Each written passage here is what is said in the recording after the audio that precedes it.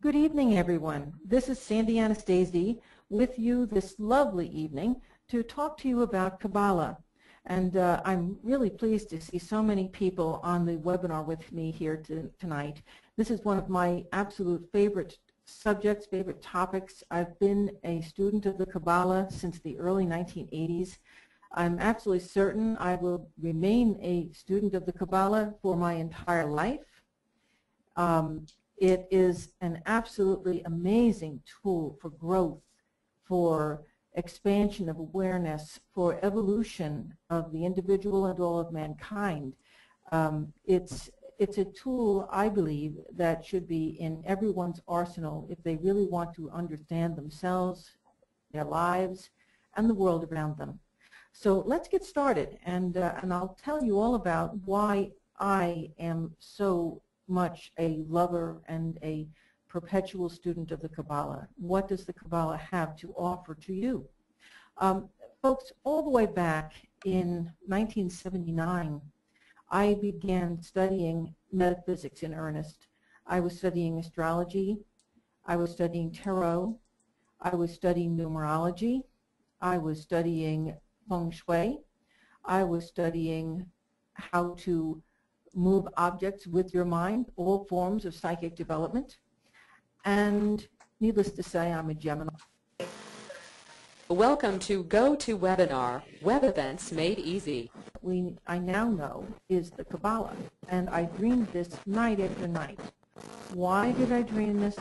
Because, folks, I was looking for a way to tie together all of these metaphysical things that I was studying. I knew there were common denominators. I could see them. I could see the astrological symbols in the tarot cards. That was an obvious. I could recognize the numbers on the tarot cards. That was another obvious. But there were other places that the tarot just couldn't bridge and didn't make the connection to things like the I Ching or things like higher mathematics or physics. And so as I was going through my dream state, I was being shown image after image of the Kabbalah. And I was being shown the Kabbalah because my guides in the dream state were telling me, Sandy, this is the roadmap. This is the place where all of these things, where everything in the physical and non-physical worlds come together. This is the roadmap upon which the reality that you live in is built. So I went to the local New Age store. We actually had one all the way back then in 1979. That was pretty progressive. And I looked to see what was available. And at the time, there were two books available. There was a book that was a translation from a Hebrew text that I just could not understand. It was talking in terms of angels and flights out of heaven, and it just did not make sense to me. And there was another book by Dion Fortune called The Mystical Kabbalah. And at the time, that was the only Kabbalah book available in the Western mystery tradition. And believe me, it was only a bare sketch of what the Kabbalah is all about. Dion Fortune did a wonderful job, but it was not nearly as in-depth as we can go into the Kabbalah these days. Well, I looked at her book and I said, this is nice, but it really isn't giving me all of the connections that I was promised in my dreams. And so I put the book on my shelf, and as we do with so many books, I didn't look back at it. And lo and behold, my dreams kept going. Why did my dreams keep going? Because I kept questioning. I kept saying, oh, there's got to be a connection between this particular planet's circumference around the sun, and why we have the same number of days in this particular area, as i.e. I was looking for connections between things where the similarities were very, very obvious. I was researching. I didn't realize it at the time, but I was researching. And in that research, I was being told the Kabbalah is the key. So in desperation, I said to my guides, you know, you've got to do better than this. I can't make head or tail of the two books available. It's just not enough. Help. And so my guide brought me to a place on the astral plane where I was a student. And I studied with many, many other people at the time. As a matter of fact, I remember looking around this huge auditorium and seeing everyone sitting there in those little half desks we sat in high school. And the guy on the stage who was teaching Kabbalah was teaching in mathematical terms and symbol terms, and that it made sense to me. And lo and behold, I found out much, much later that the person that I was learning the Kabbalah from was none other than the Lord Cthulhu, who in an earlier incarnation was Pythagoras. Isn't that interesting? Who also happened in another incarnation to be St. Francis of Assisi, all the same person. So that's who I actually learned the Kabbalah from on the other planes. Now, why do I bring that up? Because this is definitely not traditional Kabbalah. In the Kabbalistic tradition, the Hebrew Jewish tradition, because you see the Jews are the ones who preserved the Kabbalah through eons so that we would have it today. And in the Jewish tradition, you have to be 40 years old and you have to be male. And you have to have first mastered the Torah before you can learn Kabbalah. And here I was, this little non-Jewish girl. At the time I was 27 years old, who wanted to learn the Kabbalah and was being taught it in my sleep by someone who hasn't been physically incarnate for over 1,000 years. Pretty amazing. At least to me it was. And at the time I didn't know this. It took me, probably about 10 years before I finally realized who it was who was teaching that class. And you know, by that time, there were a lot of books that had come out. Ted Andrews wrote a wonderful book called I think it's the Applied Magic. Another book was by Gonzalez Whippler that was called the Modern Kabbalah for the Modern World. And there were a whole host of them that also came out around the same time. And all of these books were being taught in the tradition of the Western Mystical Kabbalah. And as soon as I saw them, I realized, wow, we were all in that same classroom together. You were in those other seats there. We were all asleep learning on the astral, all at the same time, from this wonderful guy who gave us this information back again in a way that is really non-religious, non-sectarian. It really has more in common with modern quantum physics than it does with Jewish traditional religious principles. Now, that doesn't say that somebody who was a Jew cannot study the Kabbalah in the Western mystical tradition and gain a lot from it. Of course you can. As a matter of fact, it doesn't mean you're a non-Jew if you do that. You can take your interesting concepts and things that you might learn here and bring them back to your Judaic appreciation of that. And vice versa, people who study the Western mystical tradition and want to study the Jewish tradition will find a crossover. Because after all, the Jews preserved the Kabbalah for several thousand years so that we would have the rudiments of it today. So in history, how did the Kabbalah actually start out? And I'll get to that in a moment. Let me tell you, the picture you're looking at on the screen right now is actually the cover of my book. This book, the first chapter, talks about what the Kabbalah is, which is what I'm doing with you this evening in this next hour or so. But the meat of my book is actually pathworking.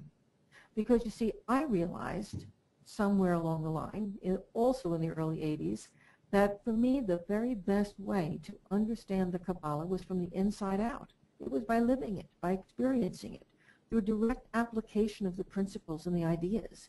And so just as I learned the Kabbalah on the astral, I also teach my students the Kabbalah in a state of guided meditation or guided visualization. So I help them to also go out of body to learn the Kabbalah.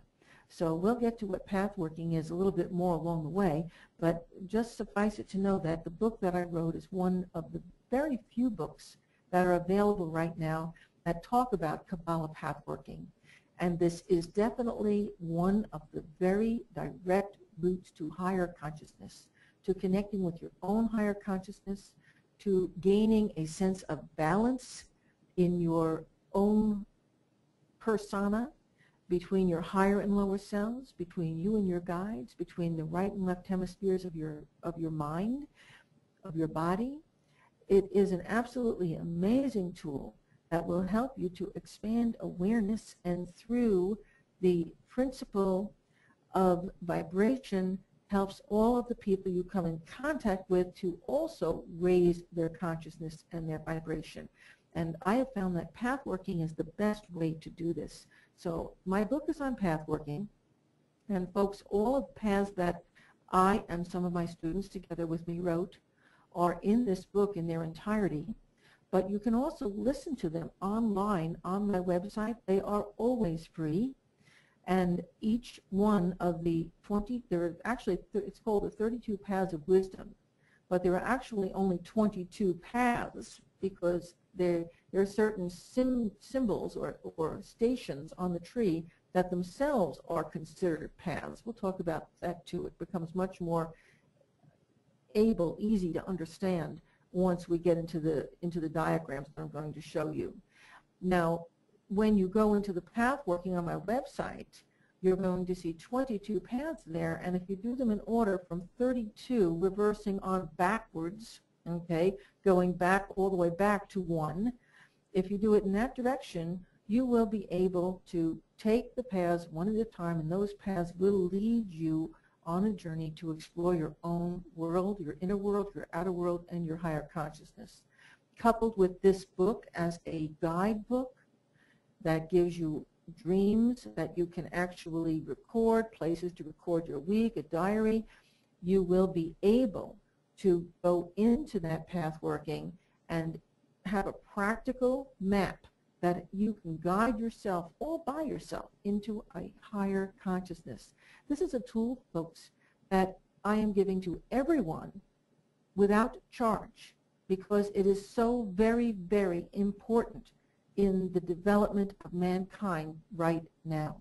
So I'm hoping that everybody on this course or on this seminar, this webinar this evening, is going to start that path working, get the book. The book is available as an ebook. It's very inexpensive. And use the book as a guidebook, a map, and actually do the paths, which are free of charge. You can listen to them as often as you like on the website. If you want to purchase them, they're available for a download or on CD at a minimal cost. And if you listen to them right on the site, they are free. So that said, let me go on and let's talk about the Kabbalah. Oh, and incidentally, for those who want guidance, direct guidance, I will be very shortly, in the beginning of March, I will be conducting a very limited, very, very small class here online for people who wish to pursue this under my direct guidance. And we'll talk a little bit more about what that gives you later on too. But the first thing I want to do, if we look at the next slide, you're going to see, isn't that amazing? A diagram which shows 10 circles. Those are called sephiro, and they are divided or connected to one another by 22 lines. This, folks, this diagram, just like this, is called the 32 Paths of Wisdom. Why 32 paths when there are really only 22 lines?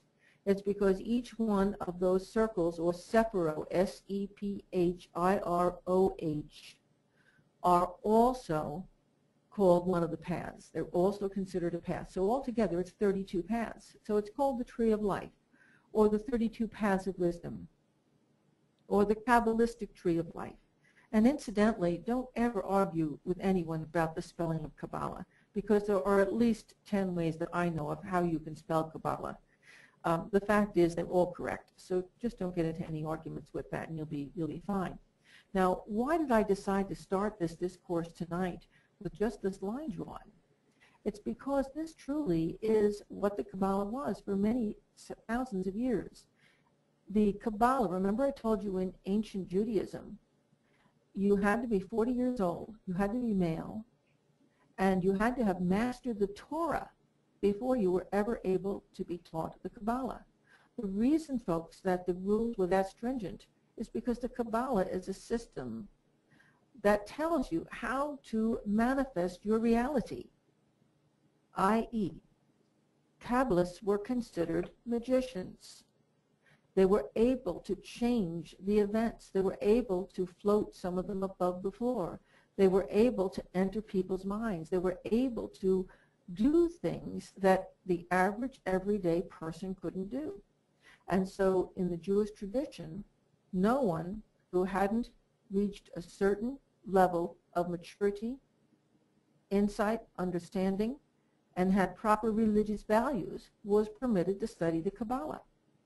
Now, in our world today, we have this knowledge that we create our thoughts, our reality with our thoughts, that we are creators.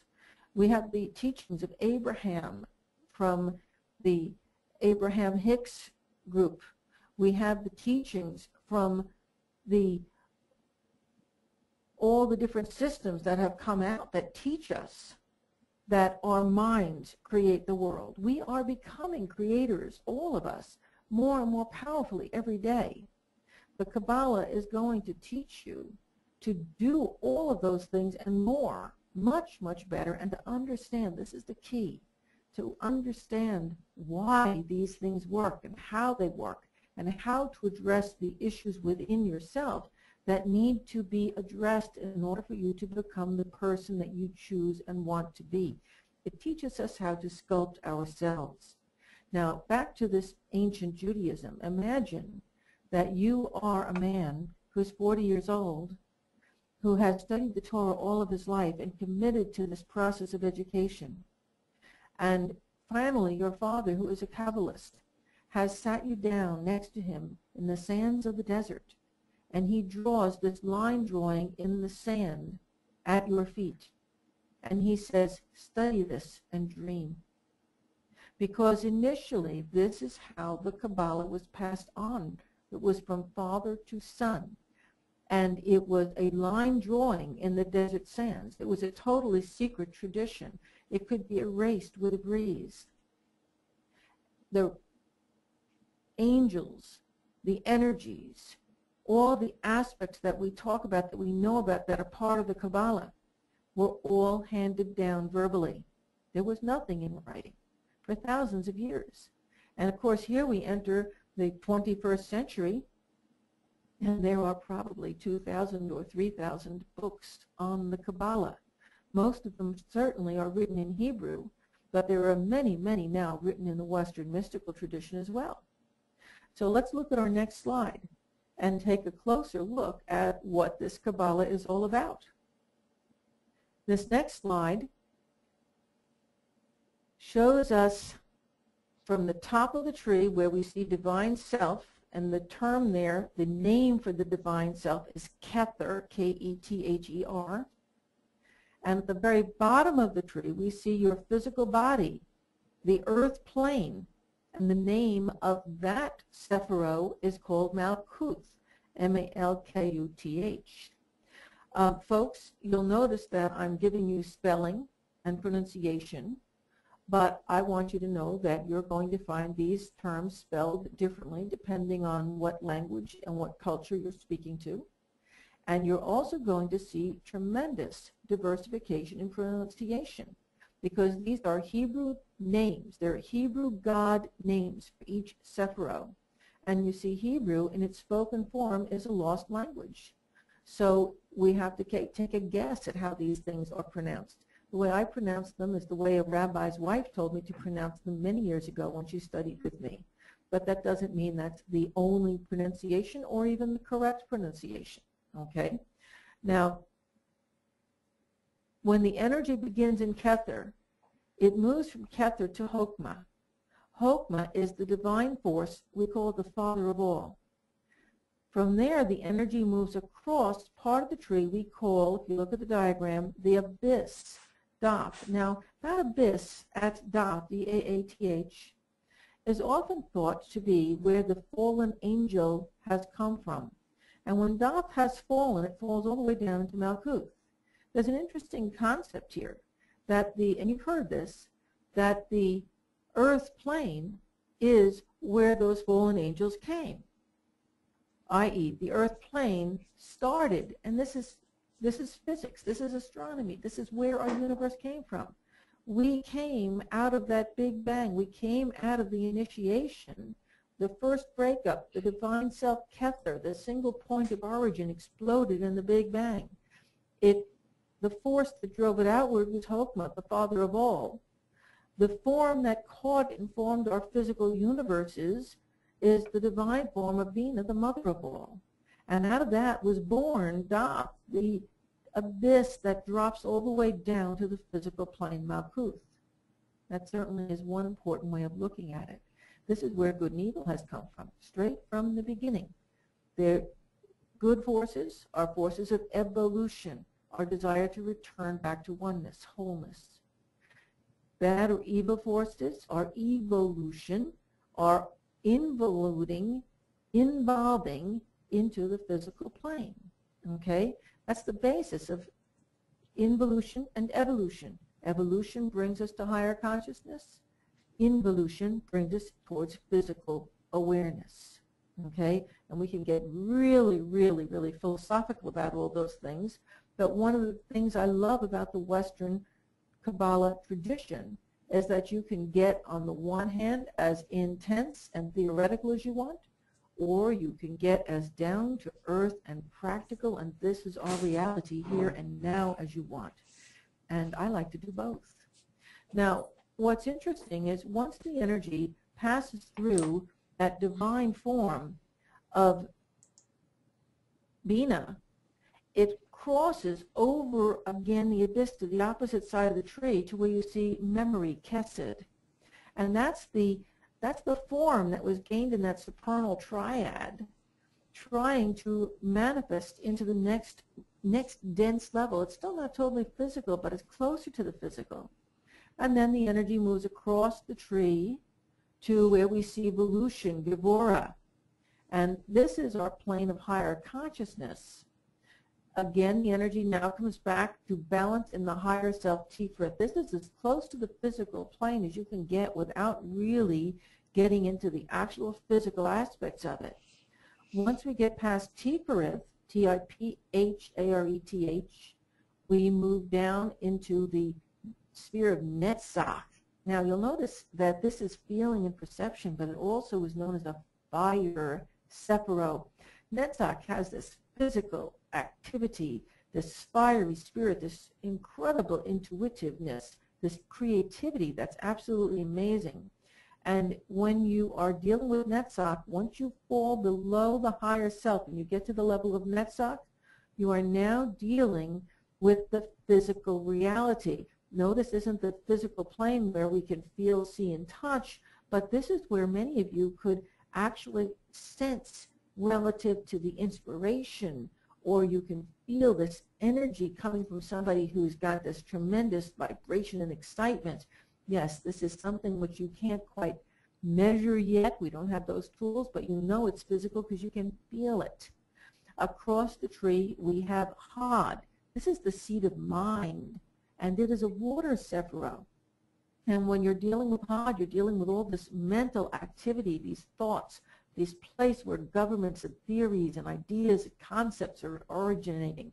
And then we go from Had down to Yesod. This is an air Sephiroth. It is your emotions, your vital soul.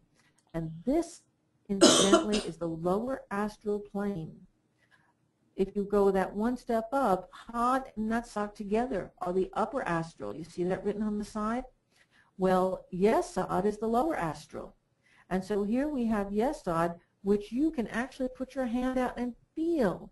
When you're putting your hands close to each other, when you feel that little bit of an energy between them, you're feeling into this plane of Yesod. And then we go down finally to the physical body that we all live in and move through, and that, of course, is the earth energy, and it's called Malkuth, and it is right here on the physical. So this particular diagram, a very, very important diagram, lots of important concepts. Now, if you go to the next slide, this is why I love the Kabbalah. You'll see what this gave me immediately. You see, remember I told you that when I was 27 and I started studying the Kabbalah, I was looking for some place that I could bring all these things I was studying together, that I could make sense out of them and get some unified understanding here. And here you see the first step. because this is how the Kabbalah equates to numerology. Heather is one, and each one of these sephirot that I just talked about goes right down the tree. We go across, I'm hoping you're able to see my cursor here. I can see it, I'm moving it.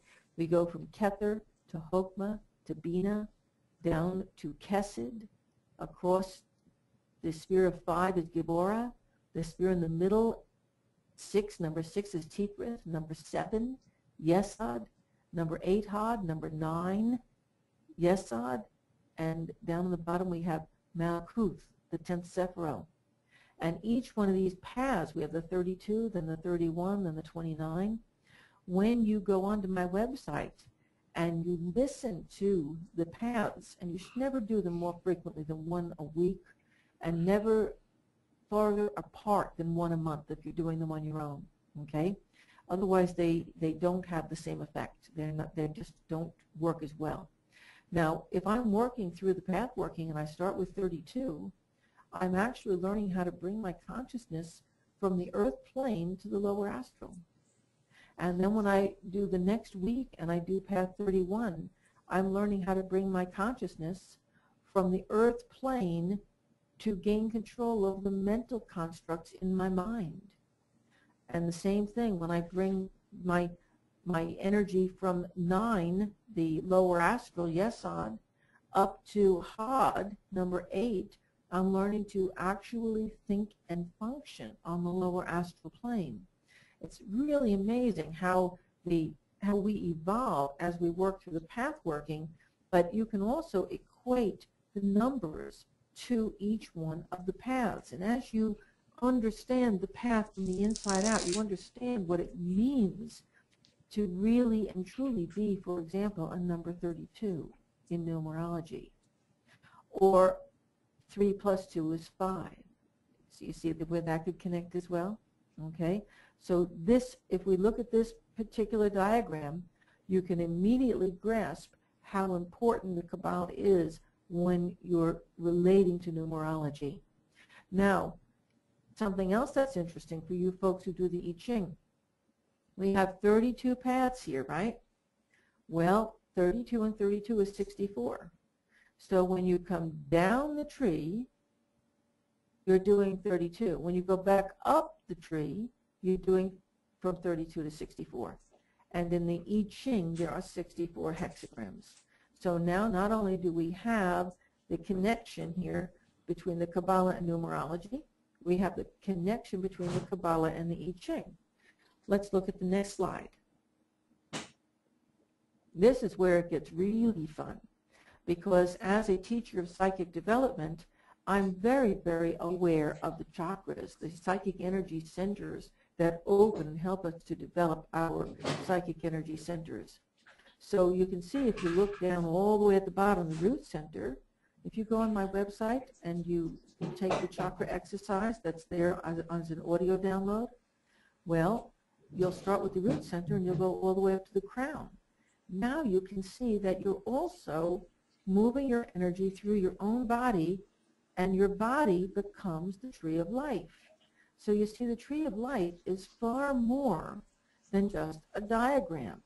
It is a roadmap of you. So number 10 is your root center. That's Malkuth. 9, Yesod, equates to your sacral center. 8 and 7 together are your solar plexus. 6, the heart center. That's Tiferet. 5, Gibora, and 4, Kesed, is your throat. 3, Bina, and 2, Chokmah, is your third eye. And 1, the crown, is Kether. Now let's look at the glands. I don't have them written here, but all the way down at the root center, the gland there is the gonads. The sacral center, the gland would be the pancreas. Solar plexus, we have 2 sephirot. We have here Had and Netzach. Well, guess what? That's the adrenals, Had, and the supraadrenals, Netzach. The adrenals have 2 parts. Tiferet becomes the thymus. That's the heart center. Again, at the throat center, we have 2. We have Gibora, 5, and Kesed, 4. Well, that's the thyroid, Gibora, and the parathyroid, that's Kesed. Again, up in the third eye, we have two. Why is that? We have the pituitary actually the pituitary is in Hokmah, and we have the pineal in Bina. And then the crown center here is actually at the top, almost outside of the head. It exists in the aura outside the body in the Kabbalah system. Okay? So this particular setup shows you that when you are taking the paths and studying them, you're activating these centers within your own body. And you are literally, it's another way if you want to think of it as this, as doing the chakra exercise. Each time you do a path, you're lifting the energy from one chakra to the next. Let's look at the next diagram. Here we have the three pillars in the Kabbalah. I absolutely love the way this equates to your body. The pillar in the middle is the Shushumna. That's the pillar of balance. On the right, as you look at it, the left, if you think of yourself as the Kabbalah, as the tree of life, you have the pillar of mercy, the Pingala. And on the right, you have the pillar of severity, the Ida.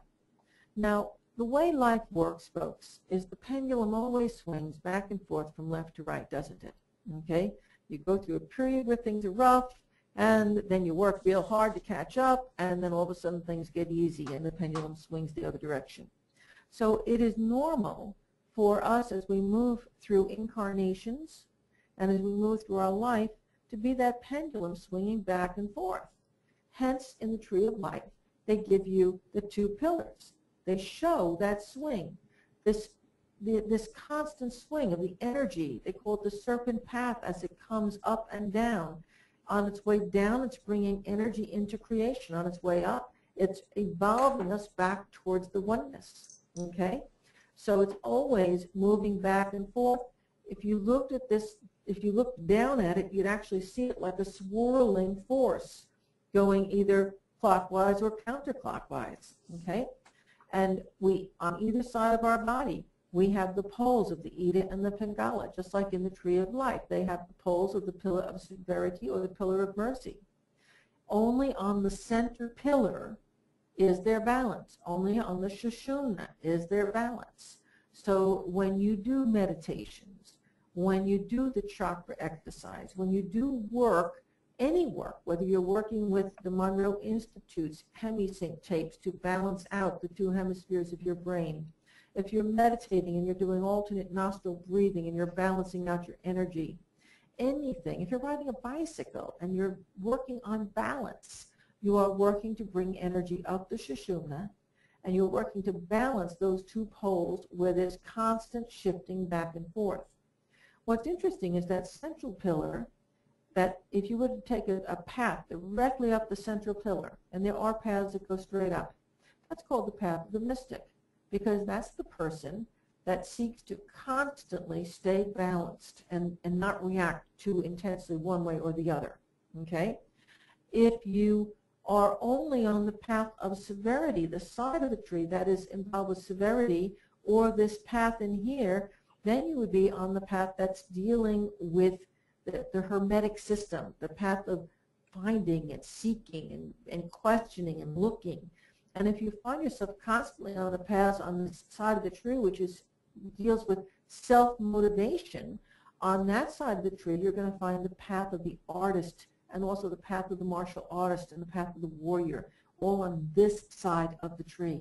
So you can kind of place yourself even as you move through life. Now, I'm already seeing a hand go up, which is great because you reminded me that I was supposed to tell you that if you have a question for me, please click on one of the hands, the hand that's right next to you. Click on that little hand, and then we'll see it. And I am shortly going to be taking a little break where I can answer some of those questions, okay? So if you have a question as I'm going along, write it down so you don't forget it. And then we'll take a break and we'll ask some questions in just a few moments. Let's move on to our next slide. Okay? Keep that hand up because I'm not going to forget you. And here I'm back to a very similar picture to what we started out with. Simple. What's so interesting about this is this almost brings us back to our religious beliefs. But this isn't just one religion. This isn't just Judaism. This could be Hinduism. This could be Muslim. This could be the Greek pantheon of gods or the Roman pantheon of gods, or it could be the current Hindu gods and goddess system.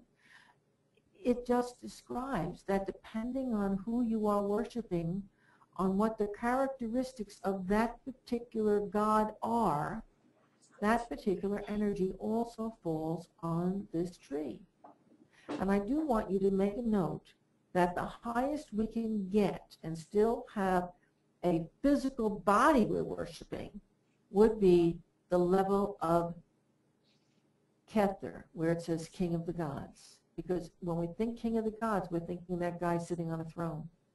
But when we go to the Soprano Triad, here we're talking about energy sources. You know, may the force be with you. This stuff up here, these energies up here are, you know, we can imagine them as being beings, but we know they're so big, they're not really a being that could possibly fit into a physical body no matter how large, okay? So when we think of a God that we can see as looking like us or feeling like us, we're still nowhere near at the top of the tree of life, okay? So this is just a nice way of, you know, in the Bible, when they gave the initial 10 God names back in the Old Testament, what they were doing was giving a different name to God depending on how he acted. And, you know, when he acted like he was sacrificing himself for us, he became the sacrifice God. But when he acted like Jehovah and he was beating on everybody, he became the God of war. When he acted like, you know, Zeus, now he was the king of the gods, you know. So depending on how the energy is being used, it's a different emotional pattern. Now, why do I even have this in here? Because this tells us that all of the religions in the world can also be looked at in terms of the Kabbalah and understood in terms of the Kabbalah, no matter what religious background or foundation we have. Okay, now before I move on to the next slide, which is a little bit more intense, let's answer that question. Lisa, can you call on that person? I think that's Sherry Wheeler. Sherry, you're unmuted. Hello, Sherry. Hello, Sherry. Hi, Sandy. How are you? I'm really good, and I'm glad to see you and everybody else here tonight. Sherry, what can I help you with? Well, I'm confused. I read John Edwards, which led me to you, which led me to your first level. Well, I started with your tarot book, put that down, started with your first level. Halfway through this, now I'm wondering if I should back up and start with this. Are you a Gemini? Pardon me? Are you a Gemini? No, I'm actually a Capricorn. Because I read a lot. the reason I'm laughing is because it's a Gemini characteristic to study 5 or 6 things at the same time. I've always done. Yeah, and so you may, who knows, you might have been born with a Gemini moon. It's there somewhere. Okay. You know, Sherry, what I generally say to people is go where you are led. You know, Okay. it took me a long time in my studying before I realized that when I would pick up a book and read one chapter and then lose interest, and then I'd pick up another book and I'd read a chapter, but then I'd go back to the first one and read another chapter. I didn't realize when I was popping around from subject to subject, from chapter to chapter, that what I was actually doing was following my own scent. I was like a hound on the scent. I was following something that stimulated my mind that I wanted an answer to. And those studies led me so far and so deep. You know, Sherry, I think it's a good way to learn. Not everybody can learn that way. But if that's the way you learn, then by all means do it all at once. If you are somebody who only has to learn in a linear fashion, then pick one thing and work with that until you're done with it, and then move on to the next thing. But Okay. the nice thing about the Kabbalah is that it is not something which is going to replace your psychic studies. It's not something that's going to replace your study of the Tarot. It's not something that's going to replace your study of numerology. It is an addendum to all those things that helps you to develop yourself. Okay, that makes perfect sense. I feel a little more normal now, realizing it's okay to jump back and forth because I really don't see myself doing linear, as you said. I do and always have done that. I know, and it probably drove your teachers mad. Oh, yeah, I drive my husband crazy. Yeah, it definitely is not. It's not easy on the parents either. Okay, No.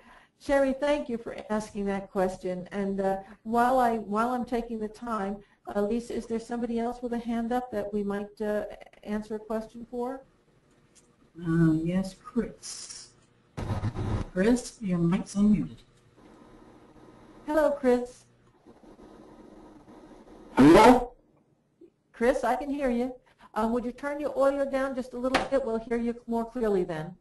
No, well, I had a question, but I'm okay now. I'm sorry that I was just playing with the icons, trying to familiarize myself with icons, but I'm all right. Okay, great. I'm glad we're hitting your questions along the way then. Okay, Sorry. and we've got time for a third before I jump back into my talk here. Okay, let me unmute Beth. Hello, Beth. Beth, did you have a question? No, ma'am. Okay. Once again, I want to share with you that if you do have a question along the way, that little yellow hand that you're seeing next to your screen there, just click that hand, and I will see it. Lisa will see it, and we'll take a moment to answer those questions. Okay. So thank you. Now let me get back to the next slide. This one shows us a little more in depth. Here I am telling you all about how the Kabbalah is helping you not only towards your own development and your own higher consciousness, but to understand so many things, because you see it's a roadmap. And it's a roadmap that you can find a correlation for everything in your world on this roadmap. So let's look at this next slide, and here I'm going to start at the bottom.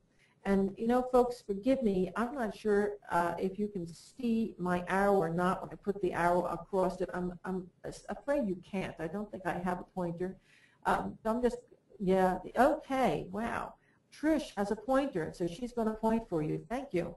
Okay, we're pointing to Malkuth right now. Malkuth or Malkuth, both names are correct. That is the bottom sephira where she's got the arrow here. And you'll see that this point on your tree of life not only connects to color, and it talks about the different shadowed hues or shadowed colors. It also talks about the planet Earth that we live on, the physical planet. It talks about the planet Saturn. And it equates to the signs of Taurus, Virgo, and Capricorn, the three Earth signs. So you see, if you are, as we just talked a few minutes ago to Sherry, who was a Capricorn, Sherry, this 10th Sephiro for you is going to be a very important Sephiro. So when you're studying the pathworking, any Sephiro or any path that comes in or out of Malkuth is going to be very important, as it would be for every Capricorn. Okay? So you see, we can actually look at the symbolism of the paths and the Sephiro and understand which paths on the tree of life are the ones we are literally on in this lifetime, the ones that we need to pay the most attention to. Back when I showed you the tree of life that had all the numbers on it, if you are a numerologist and you know your number, your life path, or your name numbers, you can look at those numbers on that position, and you can say, well, this particular path is going to be particularly meaningful to me. And sure enough, when you study that path, you're going to have major changes and major effects in your life. So let's point up to the where it says fire. Could you put your cursor right on that where it says fire? Oops, we changed slides. Don't want to change slides yet. Back. There we go. There we are. Okay. Okay, Trish, I love you. You are a multitasker. Trish, who is my IT person, has got a Gemini moon. And so does Gemini. I think it's a necessity if you're going to work with me. Okay, so all the way here we see the signs that would correlate on that 31st path, and I know it's not written there, I'm telling you, it's where she has the cursor. Aries, Leo, and Sagittarius, okay, and the energy is fire. So folks, if you are an Aries, a Leo, or a Sagittarius, well, there's your path. How important is that? So guess what? All the Aries, Leos, and Sagittariuses, when you get off of this, this webinar, you need to go over to my website and take the 31st path on the Pathworking, on the audio, okay, and see how that makes you feel. And then get back to me on Facebook so you can tell me all about what it did for you, okay? Likewise, if you are a Capricorn, a Taurus, or a Virgo, you can take any one of the paths that come in or out of that. You can take the 31st, 32nd, or the 29th, okay? I think that's making sense. And I'm not going to go over every one of these things. They're on here on the slideshow. They're also in my book. If you purchase the book, you'll be able to get these diagrams. And, you know, this tells you if your favorite color is yellow. There it is, Sephiroth 6, right in the middle of the tree, Tiferet. It's the yellow Sephiroth. It's ruled by the sun and the sign Leo. So if you're a Leo, folks, that's your Sephiroth. And guess what? Any one of the paths, that means the lines that lead into Tiferet and the sun, Sephiroth, all of them are going to be important to you. They're all going to stimulate you. No wonder Leos get around so much, huh? Okay, let's look at the next slide. Okay, this is, of course, since you all know that I love tarot and do tarot and have taught tarot, this shows how the tarot cards, and this is really what led me to the Kabbalah to begin with, this shows how the tarot cards equate to the Kabbalah, okay? If I'm looking at a whole lot of aces in a spread, I'm going to have a lot of emphasis on things that have to do with Kether. Wow, the Big Bang, new beginnings, right? Okay. If I'm getting a lot of emphasis on twos or kings, well, that's all about having to step out, having to initiate things with partnership, having to take charge, the kings, but in a way where I also have to get people to work with me, to share with me. Kings have to do that. So we can gain a tremendous insight and understanding of the tarot cards by understanding them relative to the energy of the tree of life. Okay? You know, it's just so interesting to me that as we do the tree of life, as we work through the tree of life, we see so many different experiences. Remember I was talking about that feeling of the lightning flash of the energy coming down into creation. Well, when you're looking at the tarot cards and you think that the energy is going to start up at the aces in Kether, and then it's going to come down in a spiral. It's going to come down to where the twos are, then across to the threes, then down to the fours, across to the fives, down through the sixes to the sevens and across to the eights, down through the nines and then to the bottom of the tens. And of course the major arcana cards become the paths themselves. It's absolutely amazing, folks, that once you've done the path working, your appreciation of the tarot will be so much deeper, because each one of those cards, whether you're looking at the minor arcana 10 or 7, or whether you're looking at the moon card and the major arcana, you're going to be understanding and living the path as you look at that card in the spread. You're no longer going to be looking at the moon card as merely a psychic experience, or as I read in one book, danger coming from a woman. You know, you're going to be seeing that card as the unity between all things. You're going to be seeing that card as the unconscious that joins all things together. So honestly, if you are a student of the tarot, it's really important for you to learn the Kabbalah, or especially, I should say, to study it through pathworking. Now, let me take a moment here just to explain what pathworking is, because I keep talking about it. Folks, there are two ways of learning the Kabbalah. What I'm doing with you here tonight is actually the more common way. I'm showing you the diagrams. I'm that daddy figure drawing the lines in the sand and explaining to you what all of these symbols mean. This is an intellectual, cognitive way of learning Kabbalah. But when I talk about learning Kabbalah through pathworking, I'm not talking about learning it cognitively at all. I'm talking about assimilating the Kabbalah, taking it into yourself, intuiting it because you've lived it. When you do path working via the Kabbalah, you're actually going to be guided on a visualization. The paths on my website will last anywhere from 30 minutes to 45 minutes, depending on the path. And they are very, very deep meditations that put you literally into another space so that you come to understand the energies and the personalities and the interactions at work. Okay, it's very, very complex, and it takes you from things that are really rudimentary, for example, learning about your values, about money and things, to things that are very, very deep, like learning about why you're alive and what you're here to do, and whether or not you have a guardian angel and how you can connect with that being. So the path working starts at this very rudimentary level and takes you to the very, very subtle levels of your innermost being and hits every place in between. So we can look at all of these physical symbols that fall on the tree of life as helping us to learn about the tree, but we can also get right inside the tree and intuit it, and then we can better understand all of these external symbols. It works both ways. It's a two-edged sword. Okay, let's look at the next one, the next diagram. Let's look in terms of just the spheres. Sphere 1, which now you know is Kether, would equate to the note D, or the instrument, the flute, and the natural sound would be a breath.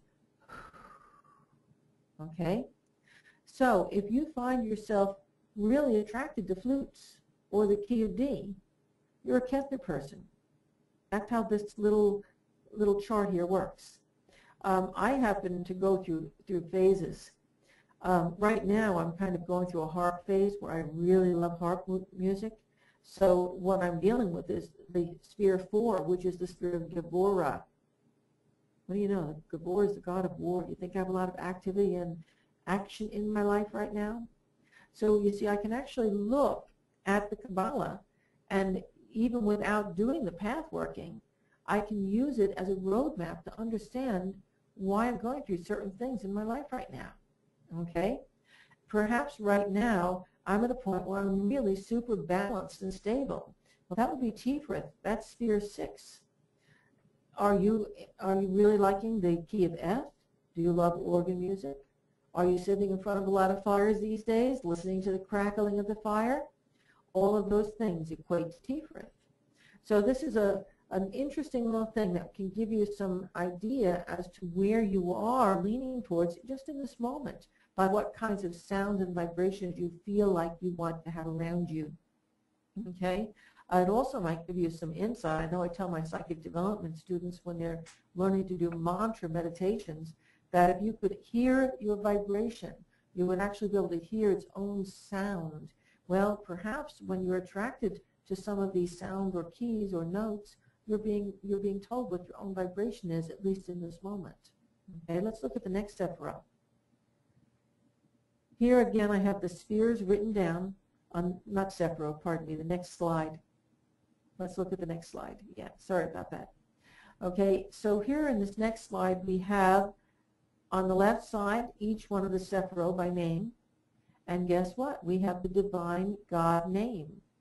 When I say divine name, the divine or God name we associate with Kether is Ihaya. With Hokmah is Yah, or actually it could be Yahweh. With Bina, it's Yehovah Elohim. Kesed, it's El. Givor, Elohim Givor. And you can read the rest of them on your own.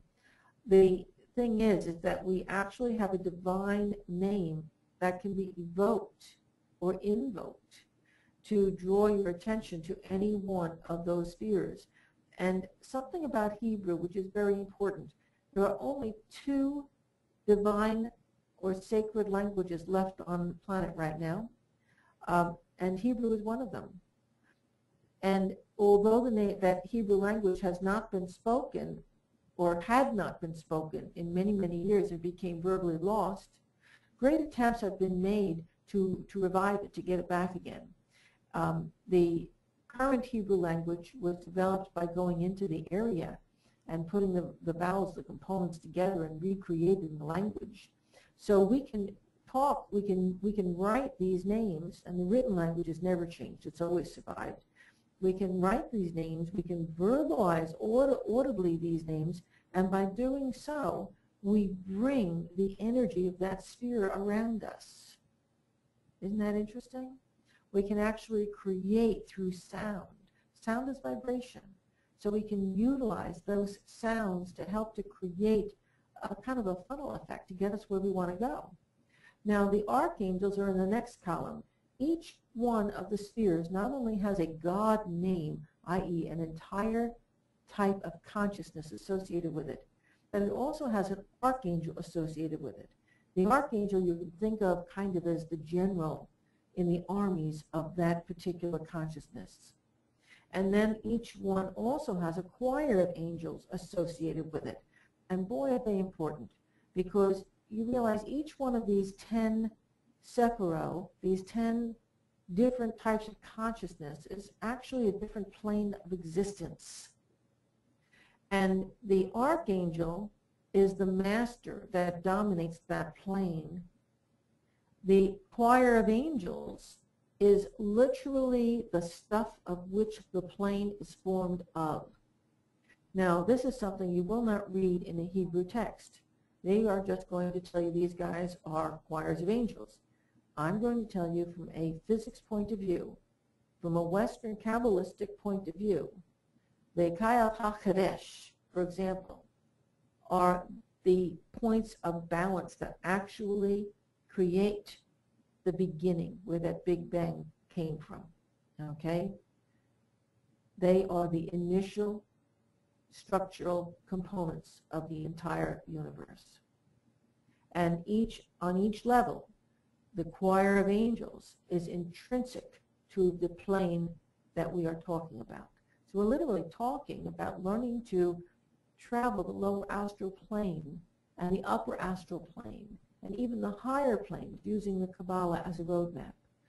We're talking about learning what the stuff of each plane is created of and how to move between the planes, i.e., each one of the sephiro is in itself a different plane of existence. So the Kabbalah is a roadmap to higher consciousness, not just in terms of developing yourself, but in terms of being able to travel anywhere in our universe, past, present, future, literally between the molecules of your own body. Let's look at the next slide. When you do my path working, if you do it by my book, or if you just do it on the site, what you're going to discover is that you're going to see each one of these pictures, which is a mandala done by a wonderful artist who took my classes a long time back. Her name is Joyce. And I'll always show you which path you're on. Now this one is the mandala for path 32. It starts in Kether, the 10th Sephiro, and ends in Yesod, the 9th Sephiro, and we call it path 32. And what we do is we do the path working. It's in my voice, although it doesn't really sound like me. I was talking very nicely. My New York accent didn't show. They're set to music. It's kind of like going off into a daydream where you're being guided into a visualization, into an experience. And you begin it by looking at this mandala and letting your eye wander it. As a matter of fact, what I ask my students to do during the week before is to color this mandala, or whichever mandala for whichever path, because when you color it, and use your intuition for what colors, don't research them, but when you color it, it's helping to draw you into the path. It's helping to intensify the experience. And I ask them to listen to music of the path, to wear a perfume that is of the path, to eat something which has to do with an herb which we would find on the path. And all these things are listed in the book under the path symbolism, okay? And all of these things, it's like having a football team. You play better if you're all in the same uniform, okay? So it's like gathering all these components together to put your mind in the right space to get the most out of the path. And then you protect yourself. I teach you how to protect yourself. Matter of fact, anytime you do any path working, whether you do it with me or anybody else, you should always do some form of protection first, because your mind will go way out on these things, and you want to have protection. So we'll protect ourselves, and then we'll move into the path. And so at the beginning of each path, you always start out looking at this. Let's look at the next line. If you want to actually experience the path working in person, I'm going to be starting a group up in early March. I think it's the 7th. I can check that really quickly. I didn't write it down. I should have. But I do believe it's the 7th of March. Okay. And Lisa, can you come on and tell me the date, please?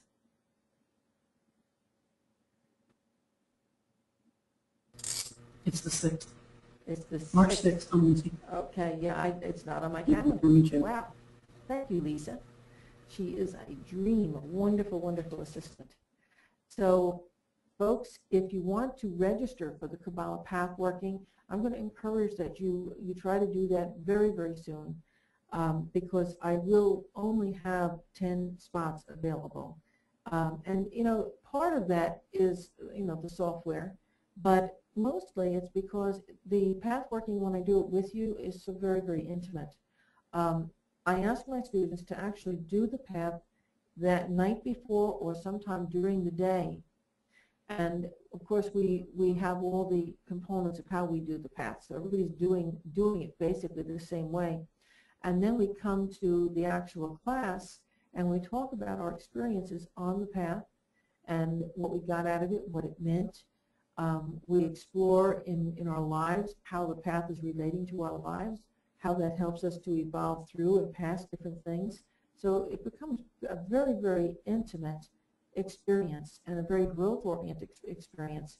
I almost might call it Kabbalah counseling, although it even goes far beyond that. You can go on my site and look at what some past Kabbalah students have said about it. You can read my book and they'll tell you it's an absolutely amazing experience when you do it in person. I've been trying for over 30 years to find a way to get this experience out to everyone I meet, because Kabbalah Pathworking is probably the most expedient way to develop your spiritual persona, to raise your consciousness to a higher level, to really find out what you're here for, to work through the karmic issues in your life. There really is no shorter and yet more complex and complete way of doing all these things than through Kabbalah Pathworking. And it doesn't just affect you, it affects you and by extension everyone that you associate with and connect with. So through Kabbalah Pathworking, folks, we can change the world, because as we change our consciousness, the world around us also changes. It's absolutely amazing. And yes, I'm going to encourage that group of 10 to form itself. I love the pathworking. That's why I still teach in person.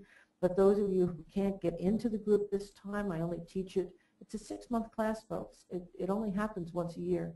So those of you who can get into it, great. Otherwise, you can get on the list to wait until the next time I teach it. But don't wait. Study it on your own. And if you have questions, post them to Facebook. We'll try and answer them. We'll try and maybe we can form a Facebook group. You know, Trisha's forming groups for me on Facebook. The thing is, this is such an amazing tool. I really want everybody that I know to be able to have access to it. The meditations are online, and so you can go online and listen to them whether you're in the group or not. The people who are in the group will do the meditation online, or if they want, they can buy the download MP3 or they can buy the CD. We will meet every week that there's not a holiday to share our experiences. We'll be recording our dreams. We have questions and answers and counseling. You are in your own home, obviously, when you do this. If you have a friend you want to do it with, and then I can expand the group. I could have an extra person behind the camera. Oh, did I mention that? I will be working with a software where I have 10 people in the group, 10 cameras, or that's not fair. I have 6 cameras and 4 telephones available on my software. And so we can switch people on and off the cameras from week to week. We get to know each other extremely well. It's a great, great class. So I'm hoping that I'm going to see a bunch of you in that group once it gets started. I already have some people registered for it. So if you're interested, please, please get registered for that very quickly. Those of you who do take the group with me, the class with me, you do have to have a computer. If you want to be on the video part, you have to have a webcam. Otherwise, you're able to do it. Like I said, I have 4 telephone connections. Your computer really, in order to function the best, especially if you're on the video, your computer needs to be hardwired, and you need a high-speed internet connection. If you don't have the hardwire or the high speed, you might do better with just the telephone connection. And try and use a hands-free headset so that we don't have audio feedback. Otherwise, I'll do like I did in this call where I mute everyone unless they're actually answering a question, and that works okay too. But headsets always are preferable. If you look, I think, why don't we, Trish, just skip to the, I think we have to skip to the last one because we have a, you see the last slide there? There's our requirements. Okay, here's our pricing. Okay. I wanted to get this out so you can see what it is. The if you want to pay for 4 sessions, i.e. once a month, it's $60 a month. If you want to pay for the entire class, it's $295. Now remember, that's only $12.29 per session because the class lasts over 6 months. And it is a first come, first served basis. So that completes the information I wanted to kind of put out to you, but there's so much more to talk about. So now's a good time for me to ask you if you have any questions based on what I've talked about or anything that you've heard about the Kabbalah that you would like clarified. I see Chris's hand up, so why don't we start with you, and then we'll go from there and see who else has a question. Lisa, can you unclick Chris? Yes, I'm going to try to. Chris, did you have a question? Hey, Chris, can you hear me? I hear you, but I'm okay. I don't have a question. Yeah, you're very, very low, Chris. Can you turn your mic up or get closer Saying to that he it? doesn't have a question. He said he's okay. Okay, we had a finger twitch there. We just have a hand up. I do have a question from someone in the chat room that can't get online, but I'm going to go ahead and ask a question for her. Okay, great. Okay, it says, what is your opinion of the Thoth Tarot and how reliably does it represent the Kabbalah? Oh, that's a good question.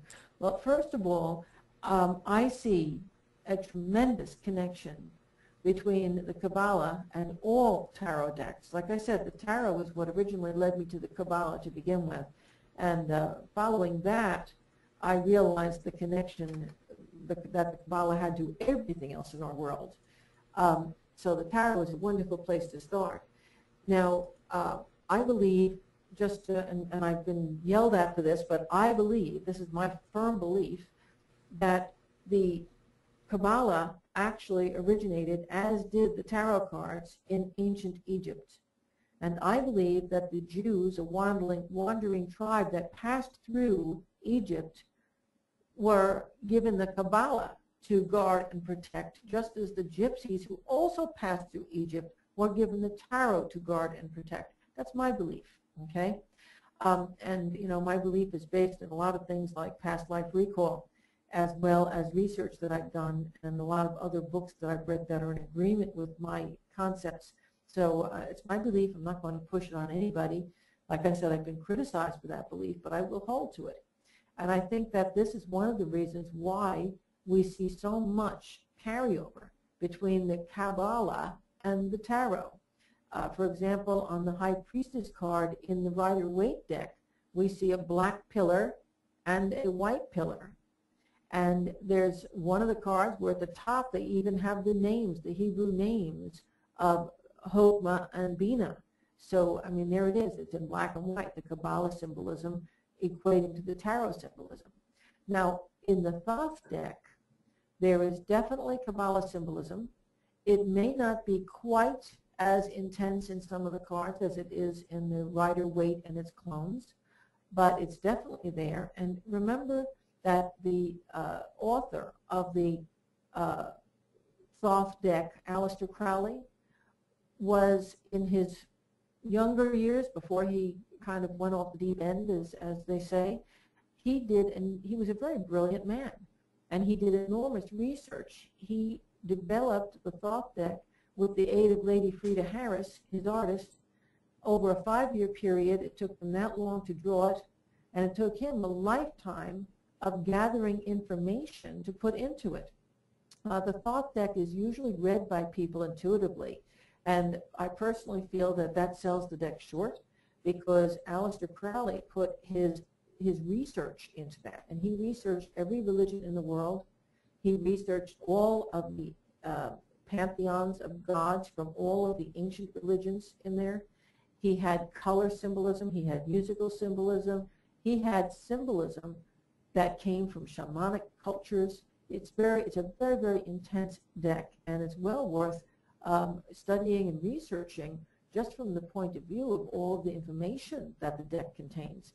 And is there Kabbalistic symbolism in it also? Absolutely. So I'm glad you're studying it. It's a great deck to work with, also to work with the Kabbalah. And I hope that was a good enough answer. We're not going to get feedback because that person was not able to actually come online and be audible. Lisa, do we have a question from anybody else that would like to talk? I do have another question from Tanya. She said, what do you say to the people who say that tarot, metaphysical, etc., is evil? Well, that's their prerogative. I don't, oh God, this opens a whole different can of worms. You know, I am definitely a live and let live person. And if somebody thinks it's evil, well, they have a right to think that. It doesn't bother me. It's not in my focus. It's not my belief system. In my belief system, God created all of it. It all came from the same point. There's nothing bad that has ever existed. There's only different ways of looking at things. Even the things that we see as bad are merely things that are pulling us in a direction we don't want to go.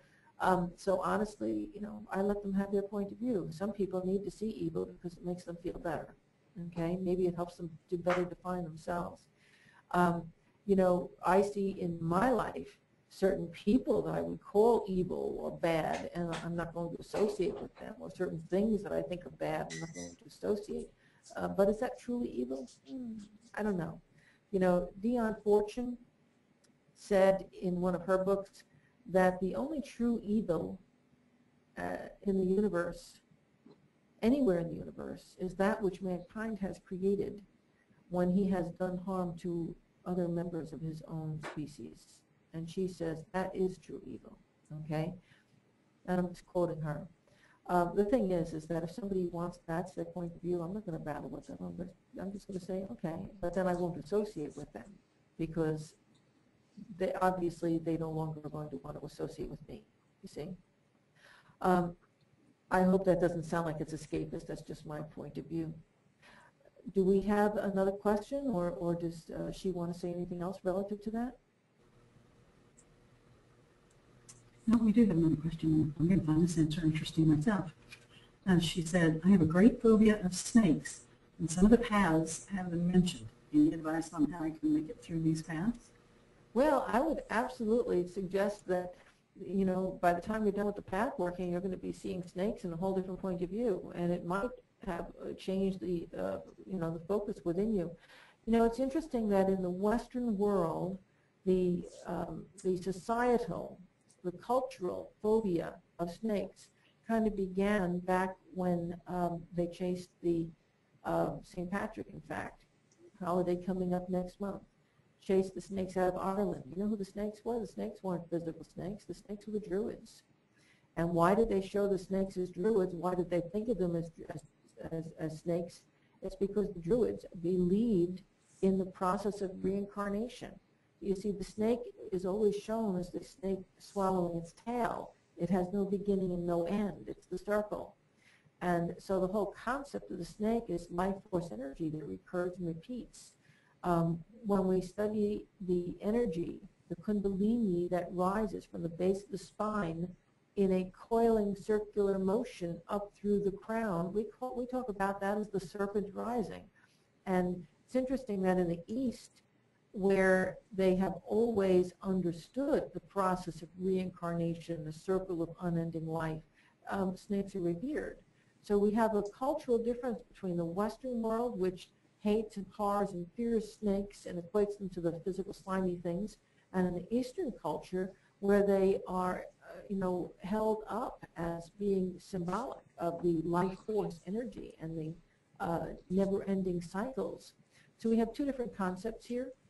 And again, when you have a phobia or a fear, it can be rooted in your own life experience as well. I'm not saying you should all go out and run out to the backyard and play with snakes. Some of them might be poisonous. The thing is that the snake itself is just another creature, just like a mountain lion or just like your dog or your cat. The phobia comes from the religious and the cultural beliefs and perhaps some bad experiences you might have had with a movie or with your own childhood. And again, through the Kabbalah, you'll gradually come to get past all of those experiences, okay? If only because you're going to come to an understanding in your deeper psyche that there's more than one meaning, okay? That you can accept that there's more than one, there's not just that one, okay? That was a good question, thank you. Okay, what's our next question? Jennifer Gal is asking what deck has numerology. She missed that name of the deck that you were talking about earlier. What deck has numerology? Oh, actually all of them have numerology. All of the decks have the numbers 1 through 10 for the minor arcana, and the major arcana are numbered 1 through 20, actually 0 through 21, and the 0, who is the Fool, is sometimes seen as 0 or 22. So there's your numerology. It's built into every deck. Okay. Why don't we call on Sherry Lois? has another question. Yeah, well, I was about to say, let's hold off on Sherry just for a minute. Oh, She there's has a Lois. chance. Yeah, Lois has had her hand up for quite a while here. Lois, you're unmuted. Thank you. Hi, guys. I have a very practical question in terms of, I know it's based upon the sequence. What if we have to go out of town and when we have like phone access? It's best not to miss the class, I would imagine. Oh, though, this is not such a big deal as you would think it would be, because remember, we have all the paths right online. You can also get them downloaded as an MP3 or as a CD. So you can take them with you and you can listen to them, and you will have the book. Everybody's going to have a book or the ebook, so that you'll be able to actually keep up on your own. So you may not have the, the ability to interact with the group, which really is special, but you will still just be up with the group. You still won't have missed it. I also have had many times when a student, went on vacation and they weren't going to do their pathworking. They're on the beach, so they didn't do the pathworking. And then we get back the next week and we're all talking about what our last week was all about. And maybe the last path talked about being on a platform and drifting through space, and we find out that the person who missed class spent 2 days on the raft going down a river. I'm telling you, it's absolutely amazing. I forgot to mention this to you. Folks, when you study the Kabbala Pathworking, please do not be surprised that the things on the path, you're experiencing them in your life the week before. Or you're coming back and you're talking about the path and you say, oh my God, I forgot that was on the path, and there it was. The paths physically start to appear in your life, which really is amazing when you think about it, because it really shows you how very powerful your psyche is. And it makes you realize that, yes, this physical world is our creation. Lock, stock, and barrel, it's our creation. So does that answer your question? I did, thank you. Good. Okay. And Sherry, now we can get back to you.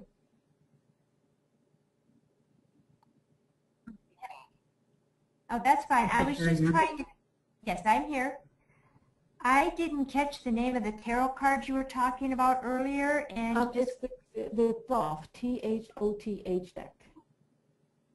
Oh, thank you. yep. And you know, I'm still seeing some hands raised here. I'm not sure if Chris had raised his hand before and then said he didn't have a question, but his hand is still raised. So does he have a Yeah, I question? think he's just hitting his button. Yeah, okay. We do have another one that just popped up, though. Rainy. Rainy, you're unmuted. Hello? Hello, Rainey. Hi, I just have a question that's not really directly to Kabbalah. When you started all of these studies, I guess I have two questions. I don't know if you have time for them. What drew you to all of this? And did you ever feel so overwhelmed with all the information? No, not really. Oh God, you know, Rainey, when you say what drew me to all this, it's almost like at what time, you know, because it's just my nature. You know, if I get interested in something, I can't help but plunge into it and search and, you know, seek until I've had enough or I've got whatever it is I needed, and then I'm on to the next thing. It's the way that I work. So was I ever overwhelmed by these studies? Absolutely not. Now, if you live with me, you would absolutely know that I get totally overwhelmed by the computer and by paper. You know, I'm in the process of scanning every document I can find into the cloud so that I don't have to see paper anymore. So do I get overwhelmed? Oh, absolutely, I get overwhelmed. But with this material, I feel that if you're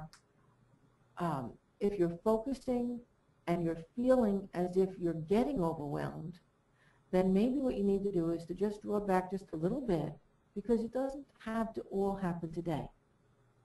Do you see? Let me see if I can give you an example.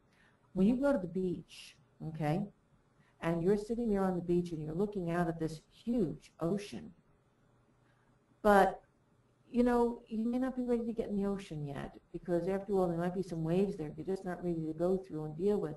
So maybe you'll go in a swimming pool first. And then maybe you'll go back to the ocean. Yeah, okay, I think I'm going to wait a little bit today. But that's all I'm going to do. I'm just going to, or, you know, the ocean's really quiet today. I think I can take a swim. And yeah, there's a lot of people here, too. I'll feel very safe. There's a lot of people. You see what I'm talking about? It doesn't have to be all at once. It's really about paying attention to your own intuition. And I like what Esther Hicks says. And if you don't mind, I'm going to quote her. Does it feel off? If it feels off, you don't do it. Oh, that's probably the best information that I think has come out of any of Abraham Hicks material. If it feels off, don't do it. At least don't do it today. Maybe tomorrow it will feel on, but today it feels off, take a step back. Maybe you want to watch from the sidelines. If it feels on, wow, now's the time. Did that make sense? Yes.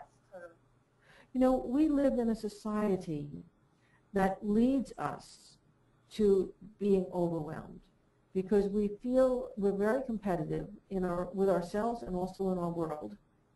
And so we're feeling as if not only do we have to get to the top, we have to perform not just at our best, but better than just about anybody else. And we've got to do it faster than anybody else. Now, Rainey, with that concept, who wouldn't feel overwhelmed? And everyone in our society is faced with that same issue, whether it's in your family, whether it's baking a birthday cake, whether it's taking your kids to and from the school, whether it's doing a job.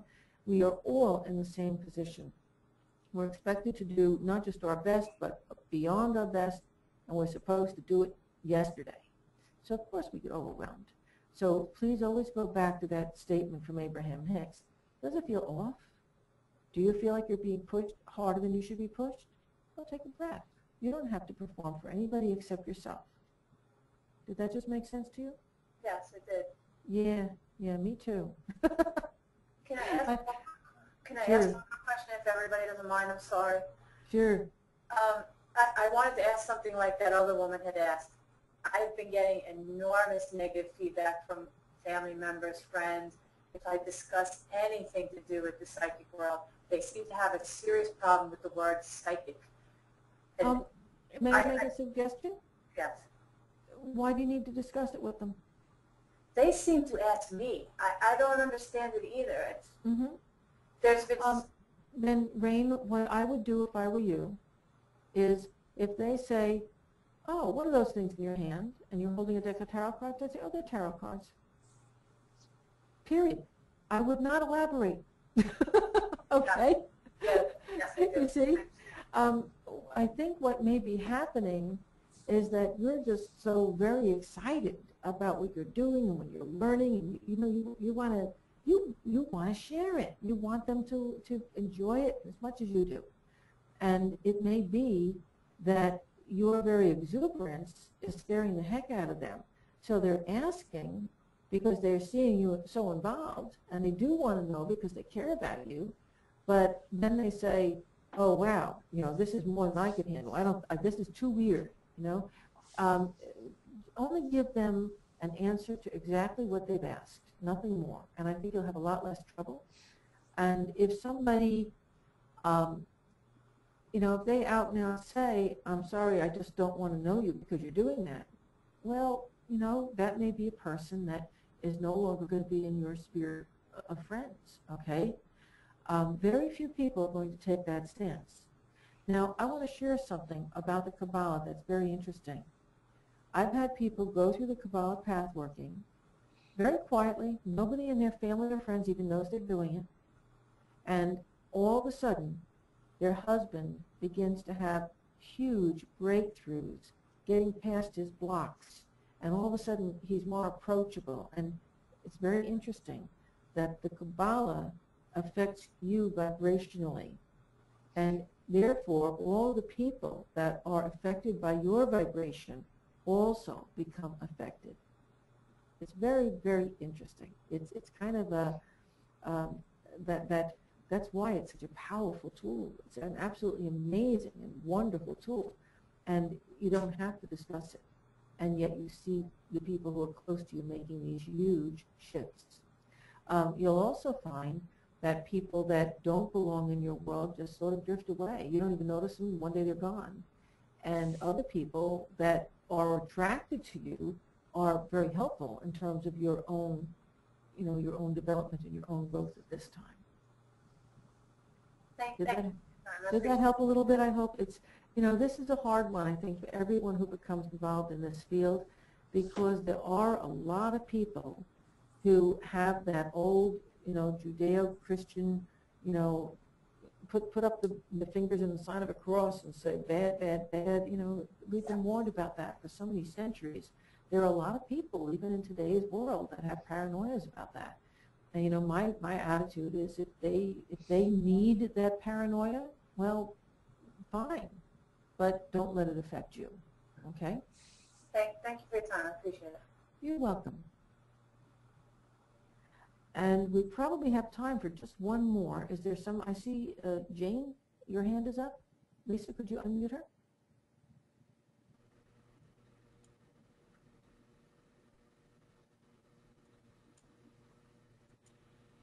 Jane, you're unmuted. Hey, Sandy. Hey, Jane. Hey.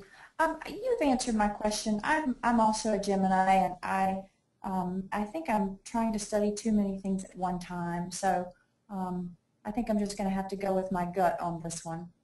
Yeah, and it may be that you're really studying one thing, but that you need to go study 5 or 6 other things a little bit, just so that you have some input into the one thing you're studying. You see? So, for example, maybe you're not really supposed to become a numerologist, but maybe a little bit of knowledge of numerology might help you with your tarot. Did that make sense? Yeah. Can you be more specific? Yeah, I'm just very overwhelmed, and I don't want to miss this wonderful opportunity. Mm. Oh, you're talking about, now you're wondering if you study the Kabbalah, is it going to be a problem with any of the other things? Right, because I don't No. want to miss them too. No, it won't. You see, I'm going to go back. Remember, there are two ways of studying the Kabbalah. The first way is cognitively, where you apply yourself like a college student, and you study those thousands of texts and information and all kinds of stuff that's out there that's written on it. That is the cognitive way of studying the Kabbalah. And if you were doing that, I'd say, wow, you know, that's probably going to take up most of your time, okay? Or at least it's going to become a lifelong journey of study. You might even pay a few visits to libraries to research that one. But in pathworking the Kabbalah, you lie down, you put earphones on, you look at the mandala, you protect your space, and you go off for the next 40 minutes on the most restful, lovely meditation that you've been on in years. And you come back 40 minutes later, and you are rejuvenated, and you have all kinds of changes and shifts inside of you that you might want to think about. Wow, how'd that go? Oh boy, this is different. I didn't know I had that. And then you're going to write down and record those things because it's exciting, and then you put it away until the next week. It is not going to be something that you study at all.